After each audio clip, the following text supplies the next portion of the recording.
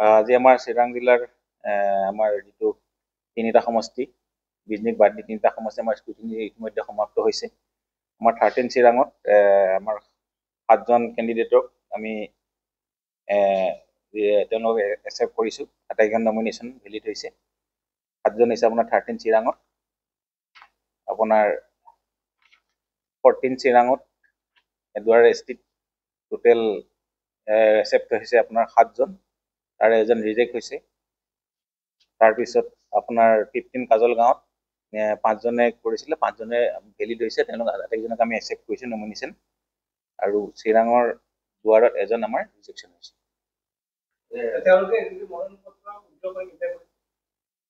মনোনয়ন পত্ৰ উদ্যোগ কৰিবলৈ আমাৰ 6 তাৰিখৰ ভিতৰত তেওঁলোকে উদ্যোগ কৰিব লাগিব 3টা বজাৰ আগত।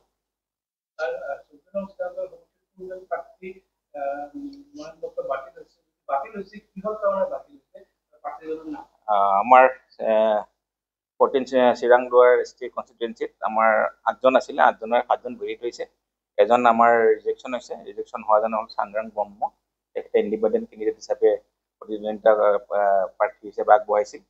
তেওঁ নমিনেশ্যন কেঞ্চেল হোৱাৰ কাৰণটো হ'ল তেখেতে এফিডেভিটত তেওঁ ছ'চিয়েল ৱৰ্কাৰ বুলি এফিডেভিটত শ্ব' কৰিছিলে, আৰু ইন দি মিন টাইম তেওঁ ইনকাম বিজনেছ বুলি শ্ব' কৰিছিল, আৰু তেওঁ বড়োলেণ্ড ইউনিভাৰ্চিটিত লাইব্ৰেৰিয়ান হিচাপে কৰ্মৰত আছিলে, আৰু তেওঁ তাতে এক্সট্ৰা অৰ্ডিনাৰী লিভ এখন আমাক এপ্লিকেশ্যন দিছিল, কিন্তু তেওঁ কোনো ধৰণৰ এই ডিপাৰ্টমেণ্টৰ পৰা ৰেজিগনেশ্যন লোৱা নাই।